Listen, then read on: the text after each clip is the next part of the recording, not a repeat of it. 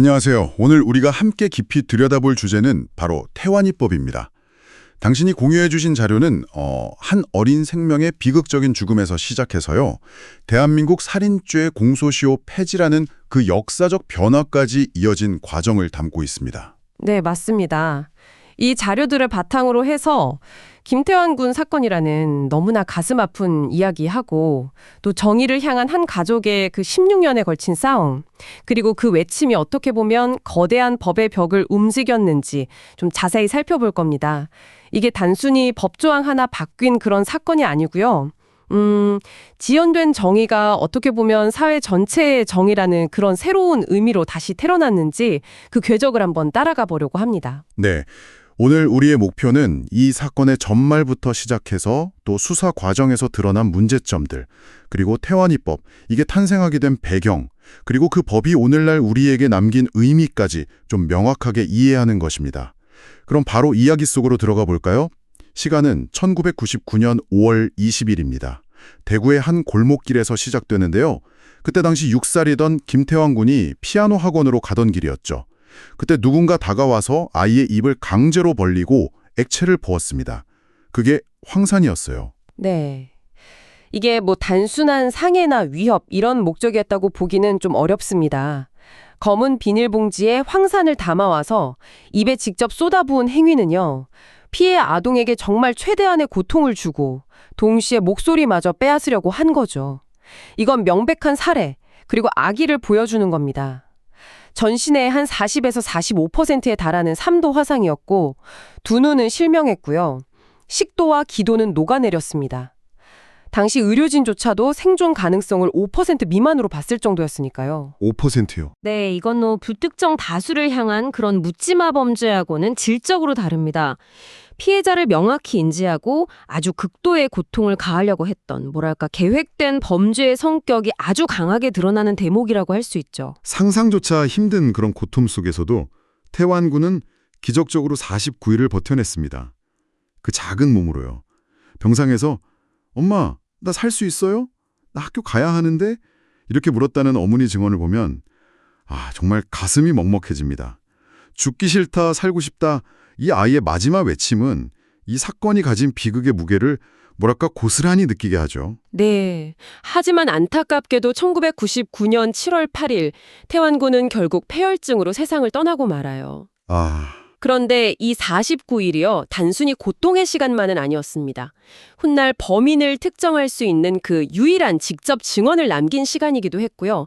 또 역설적이게도 그 결정적인 증언이 어떻게 수사 과정에서 외면당하는지 그걸 보여주는 비극의 시작점이기도 했습니다.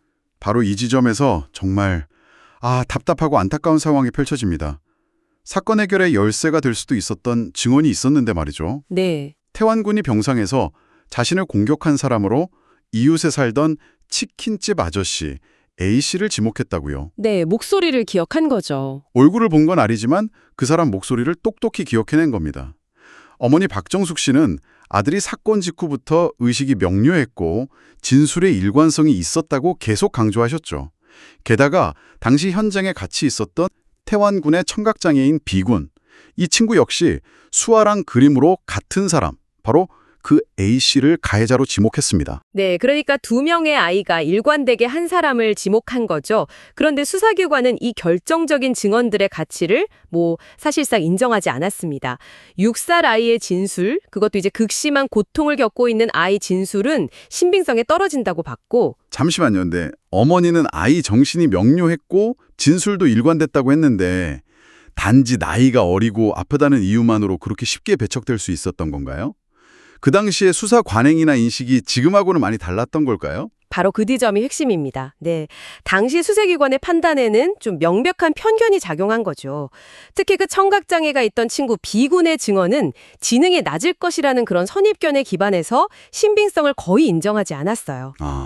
나중에 이제 B군의 지능검사 결과 아무 문제가 없다는 게 밝혀졌지만 이미 수사 초기에 형성된 이 잘못된 예단이 돌이킬 수 없는 결과를 낳은 거죠. 이건 단순한 실수가 아니라 아동과 장애인이라는 사회적 약자의 목소리를 동등한 증거 능력으로 보지 않은 거예요. 수사 시스템의 구조적인 문제, 이른바 증거 실명, 에비던스 블라인드네스 현상이라고 볼 수 있습니다. 증거 실명. 네, 가장 중요한 단서가 눈앞에 있었는데도 시스템 자체가 그걸 보지 못한 셈이죠. 증거뿐만이 아니라 물리적 증거 확보도 실패했다고요? 네, 사건 현장 수색은 뒤늦게 이루어졌고 심지어 제대로 된 장비도 없이 삽으로 땅을 파는 모습까지 보였다는 기록이 있다니. 네, 맞습니다. 그리고 용의자 A씨 신발에서 황산 흔적이 발견되긴 했어요. 그런데 다른 옷가지랑 같이 보관되어 있어서 오염 가능성이 있다, 이런 이유로 결정적인 증거로 채택되지도 못했고요. 과학 수사의 가장 기본적인 원칙조차 지켜지지 않은 겁니다. 그렇군요. 네. 결국 두 명의 직접 목격자가 동일한 용의자를 지목했음에도 불구하고 수사기관은 객관적 물증이 부족하다는 이유로 A씨 혐의를 입증해내지 못한 거죠. 수사는 계속 지지부진했고 2005년에는 아예 전담수사본부까지 해체돼 버렸습니다. 사건은 공소시효 만료 한참 전부터 사실상 영구 미제 상태로 방치된 겁니다. 이건 단서가 없었던 사건이 아니에요. 가장 중요한 인적 증거를 편견으로 외면하고 또 미숙한 현장 대응으로 얼마 안 되는 물리적 증거마저 오염시킨, 총체적인 수사 부실이 빚어낸 비극인 거죠. 그렇게 시간이 흘러서 당시 살인죄의 공소시효가 15년이었죠. 네, 15년이었습니다. 그 15년이 다가오자 태완군 부모님은 2013년에 정말 마지막이라는 심정으로 검찰에 재수사를 청원했습니다. 네. 하지만 2014년 7월 검찰은 또다시 증거 불충분을 이유로 용의자 A씨에 대해서 불기소 처분을 내립니다. 15년 전과 달라진 게 없다는 결론이었죠. 이제 공소시효 만료까지 남은 시간은 불과 며칠. 그야말로 정말 벼랑 끝에 선 상황이었겠네요. 네, 맞아요. 공소시효 만료일이 2014년 7월 7일이었는데 그 사흘 앞인 2014년 7월 4일 부모님은 마지막 법적 수단을 강구합니다.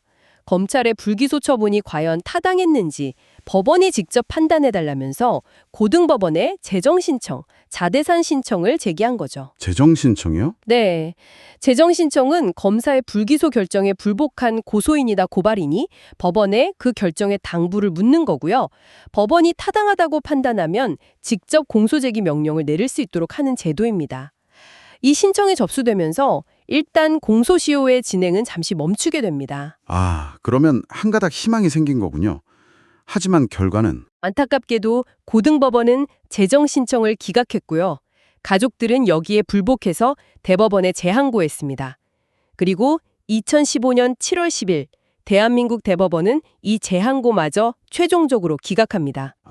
기각이군요. 네, 이유는 제출된 자료와 기존 수사 기록만으로는 검사의 불기소 처분이 부당하다고 인정하기 어렵다는 것이었습니다. 이 결정과 동시에 김태환 군 사건의 공소시효는 법적으로 완성되었고 용의자를 처벌할 수 있는 모든 법적 가능성은 완전히 사라졌습니다. 공식적으로 영구 미제 사건으로 종결된 순간이죠. 15년의 기다림과 마지막 희망이 그렇게... 근데 법원의 판단 근거를 좀 더 들어볼 필요가 있겠네요. 기록만으로는 부당하다고 보기 어렵다는 건 결국 초기 수사가 문제였다는 의미로 들리는데요. 정확합니다. 네. 이것이 사법 시스템이 가진 일종의 비극적인 피드백 루프를 보여주는 지점이에요. 법원, 특히 상급심은 사건의 실체적 진실을 처음부터 다시 수사하는 기관이 아닙니다. 그런가요? 네. 기본적으로 제출된 수사 기록하고 증거들을 바탕으로 해서 하급심이나 수사기관 결정의 법리적 타당성, 그러니까 절차와 법 적용에 오류가 없었는지를 검토하는 역할을 합니다. 그런데 이 사건은 15년 전 초동수사의 실패로 인해서 수사 기록 자체가 결정적인 증거를 확보하지 못한 채 좀 부실하게 작성됐어요. 네. 그렇다 보니까 법원 입장에서는 설령 의심이 간다 하더라도 기록상 명백하게 검사의 불기소 처분이 위법하거나 부당하다고 뒤집을 만한 근거를 찾기가 어려웠던 겁니다. 절차적 정의를 중시하는 법원의 역할하고 부실한 초기 수사 기록이라는 현실이 맞물려서 발생한 참 안타까운 결과라고 할 수 있습니다. 네. 어쩌면 법정에서의 최종 패배는 15년 전 수사 현장에서 이미 예견된 일이었을지도 모릅니다. 대법원의 최종 결정은 그야말로 엄청난 국민적 공분을 불러일으켰습니다.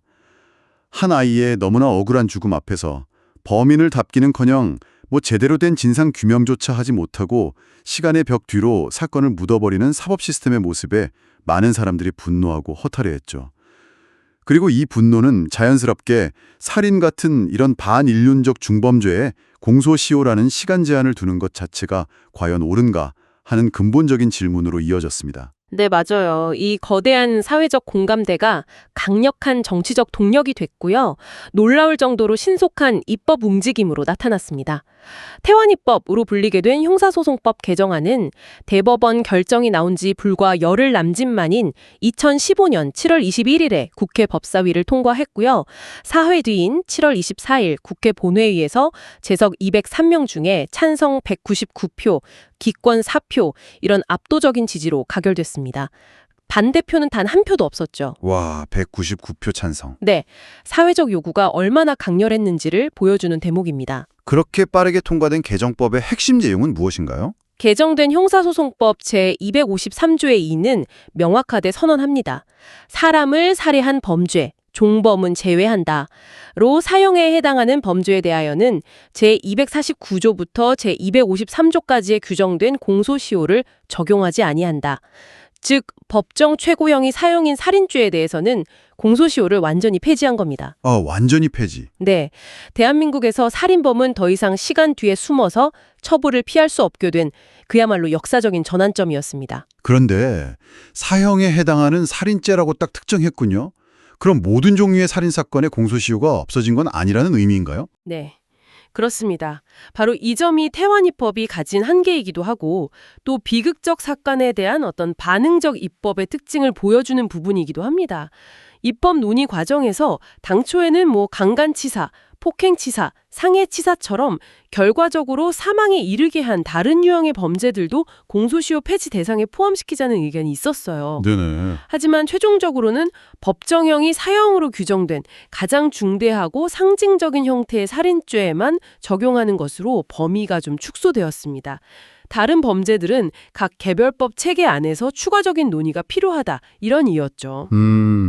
이건 국민적 공분에 빠르게 화답하면서도 법체계 전반에 미칠 영향을 고려해서 일단 가장 명백한 대상에 집중한 결과라고 볼 수 있습니다. 하지만 이로 인해서 여전히 공소시효가 존재하는 다른 살인 관련 범죄들과의 어떤 형평성 문제, 그러니까 법의 사각지대가 남았다는 비판은 계속 제기되고 있죠. 여기서 정말 가장 비극적이고 아이러니한 지점에 도달하게 되는 것 같습니다. 2015년 7월 31일부터 시행된 이 태완입법이 정작 그 법 이름의 주인이 된 김태완 군 사건에는 적용될 수가 없었다는 사실입니다. 대체 왜 그런 건가요? 네. 그건 우리 헌법의 대원칙 중 하나인 법률 불소급의 원칙 때문입니다. 대한민국 헌법 제13조 제1항 후문을 보면 모든 국민은 소급 입법에 의하여 참정권의 제한을 받거나 재산권을 박탈당하지 아니한다고 규정하고 있고요. 제2항에서는 형벌법규의 소급 적용 금지를 명시합니다. 네. 쉽게 말하면 새로 만든 법을 그 법이 시행되기 이전에 이미 발생해서 끝난 사실에 거슬러 올라가 적용할 수 없다는 원칙입니다. 특히 개인에게 불리한 효과를 주는 형벌 관련 법규의 소급 적용은 매우 엄격하게 금지되는데요. 이게 국가 권력의 자위적인 법 적용으로부터 국민의 법적 안정성하고 예측 가능성을 보호하기 위한 핵심적인 헌법 원리입니다. 원칙은 알겠는데 태완군 사건처럼 너무나 안타까운 경우에는 좀 예외가 있을 수는 없는 건가요? 법리적으로는 좀 구분이 필요합니다. 소급 입법은 크게 두 가지로 나뉘는데요. 첫째는 이미 과거에 모든 사실관계나 법률관계가 완결된 상태에 대해서 사후적으로 법적 효과를 변경하는 걸 진정 소급 입법이라고 하고요. 이건 원칙적으로 헌법에 위배돼서 허용되지 않습니다. 진정 소급 입법. 네. 둘째는 과거에 시작되었지만 법 시행 당시까지 아직 완결되지 않고 진행 중인 사실관계나 법률관계에 새로운 법을 적용하는 것, 이걸 부진정 소급 입법이라고 합니다. 이것은 공익 같은 예외적인 경우에 제한적으로 허용될 수 있어요. 아하. 김태완 군 사건의 경우 공소시효는 2015년 7월 10일 대법원의 재항고 기각 결정으로 법적으로 완전히 완성되고 종결된 상태였습니다. 네. 따라서 이미 소멸해버린 국가의 형벌권, 즉 공소권을 새로 만들어진 태완입법을 통해서 되살리는 것은 과거에 이미 완결된 법률관계에 개입하는 진정 소급입법에 해당하게 되는 거죠. 그렇군요. 네, 그렇기 때문에 헌법 원칙상 허용될 수가 없었던 겁니다. 그럼 태완이법 부칙조항이 이 법 시행 전에 범한 범죄로 아직 공소시효가 완성되지 아니한 범죄에 대하여도 적용한다는 내용이 있다던데요. 그건 어떻게 이해해야 하나요? 네, 바로 그것이 허용되는 부진정 소급 입법의 구체적인 예입니다. 아, 그게 부진정... 네, 즉 태완이법이 시행된 2015년 7월 31일 당시에 과거에 발생한 살인사건이라도 아직 공소시효 15년이 지나지 않아서 수사나 재판이 진행 중인 사건들, 이런 사건들에 대해서는 이 새로운 법, 즉 공소시효 폐지를 적용하겠다는 의미입니다. 네네. 하지만 태완군 사건은 이 법이 시행되기 불과 21일 전인 7월 10일에 대법원 결정으로 공소시효가 최종적으로 완성돼서 법적 절차가 모두 종결되었기 때문에 정말 안타깝게도 이 부칙 조항의 적용 대상에서도 벗어나게 된 겁니다. 21일 정말 아슬아슬했네요. 네, 그 자료에 있는 표 1의 시간표를 보면 더 명확해지죠. 범죄 발생 1999년 5월 20, 태완군 사망 1999년 7월 8일, 원래 공소시효 만료 예정일 2014년 7월 7, 부모님의 재정 신청 2014년 7월 4일, 대법원 기각으로 시효 완성 확정 2015년 7월 10, 그리고 태완이법 국회 통과 2015년 7월 24, 태완이법 시행 2015년 7월 30일. 이 날짜들을 보면 법 시행하고 공소시효 완성 사이의 간격이 불과 21일이었다는 것, 그 아슬아슬한 차이로 정의의 문턱을 넘지 못했다는 사실이 얼마나 비극적인지를 알 수 있습니다. 법률 불소급이라는 헌법 원칙이 한 가족에게는 얼마나 구체적이고 때로는 좀 비정한 현실로 다가올 수 있는 사례죠. 자신의 이름이 새겨진 법의 혜택을 정작 자신은 받지 못하게 된 정말 기막힌 상황이네요. 하지만 태완이법은 그렇게 좌절된 개인적 정의의 빈자리를 다른 방식으로 채워나가기 시작했습니다. 법 시행과 동시에 대한민국 미제 사건 수사에 새로운 전기를 마련했죠. 경찰은 전국적으로 미제 사건 전담 수사팀을 꾸렸고 시간의 제약이라는 가장 큰 족쇄가 풀린 수백 건의 살인사건 파일들을 다시 꺼내들었습니다. 맞습니다. 그리고 이게 단순한 상징적 조치에 그치지 않고 실질적인 성과로 이어졌어요. 공소시효 폐지는 시간이 흐르면서 발전한 과학수사 기법, 특히 그 DNA 분석 기술하고 결합하면서 강력한 시너지를 냈습니다. 아, DNA 기술이요? 네. 예를 들어서 2001년에 발생했던 용인 교수 부인 살인사건. 이게 사건 발생 15년 만인 2016년에 범인이 검거됐는데 만약 태완이법이 없었다면 공소시효 만료로 영원히 처벌할 수 없었을 겁니다. 그렇겠네요. 역시 2001년에 발생한 나주 드들강 여고생 살인사건도 15년간 미궁에 빠져 있다가 태완이법 시행 이후 재수사에 착수했고요. 보관 중이던 증거물에서 확보한 DNA 대조를 통해서 2017년에 진범을 밝혀내 처벌할 수 있었습니다. 2002년 서울 구로 호프집 여주인 살인사건 역시 마찬가지 과정을 거쳐서 15년 만에 범인이 잡혔죠. 아, 억울한 옥살이로 더 잘 알려진 익산 약촌오고리 택시기사 살인사건 2000년 발생에 진범을 잡는데도 이 법이 결정적인 역할을 했다고요? 네, 그렇습니다. 그 사건의 경우 재심을 통해서 억울한 누명을 쓴 피해자의 명예 회복도 물론 중요했지만 동시에 시간이 아무리 흘렀어도 진범을 끝까지 추적해서 법의 심판대에 세울 수 있다는 법적 근거를 태완이법이 마련해 준 겁니다. 네. 이것이 태완이법이 가진 진정한 의미자 힘이라고 생각합니다. 이 법은 단순히 과거의 시간을 무한정 연장하는 걸 넘어서 미래의 과학기술의 발전을 기약하면서 정의 실현을 기다릴 수 있는 법적 기회를 창출한 것입니다. 15년 전에는 상상도 못했던 DNA 분석 기술이 오늘날 과거의 진실을 밝혀내는 것처럼 태완이법은 앞으로 등장할 또 다른 과학적 도구들이 먼 과거의 비극까지도 해결할 수 있도록 미래를 향한 문을 열어둔 셈입니다. 태완군 아버님께서 내 아들 죽인 범인은 끝내 못 잡았지만 태완이 이름으로 된 법 때문에 다른 억울한 죽음의 범인들이라도 잡히게 된 것에 작은 위안을 삼는다고 말씀하셨다는 대목을 읽었을 때 정말 복잡한 감정이 들었습니다. 개인적인 정의는 실패했지만 그 희생이 더 큰 사회적 정의를 실현하는 밑거름이 된 참 역설적인 상황이죠. 네, 그렇죠. 오늘 우리는 김태완군 사건과 그로 인해 탄생한 태완이법을 통해서 정의라는 것이 얼마나 다층적이고 때로는 좀 모순적인 얼굴을 가질 수 있는지를 보았습니다. 태완군과 그 가족에게 가해자를 찾아내 처벌하는 직접적이고 개인적인 의미의 정의는 끝내 실현되지 못했습니다. 범인은 아직도 잡히지 않았고 어쩌면 우리 사회 어딘가에서 아무 일 없다는 듯이 살아가고 있을지도 모릅니다. 하지만 16년이라는 긴 시간 동안 이어진 한 가족의 처절하고 끈질긴 외침과 투쟁은 분명 다른 차원의 정의, 더 넓은 의미의 사회적 정의를 이끌어냈습니다.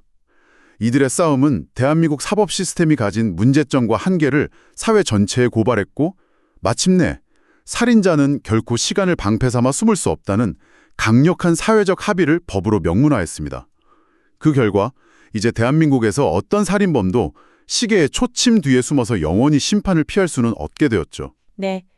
김태환 군의 이름은 이제 대한민국 법전에 새겨져서 가장 힘없고 연약한 피해자들을 향한 국가의 굳건한 약속, 즉 우리는 당신의 고통을 결코 잊지 않을 것이며 당신을 해친 자에 대한 정의의 추적은 시간이 얼마가 걸리든 결코 멈추지 않을 것이다라는 의지를 상징하는 영원한 기호가 되었습니다.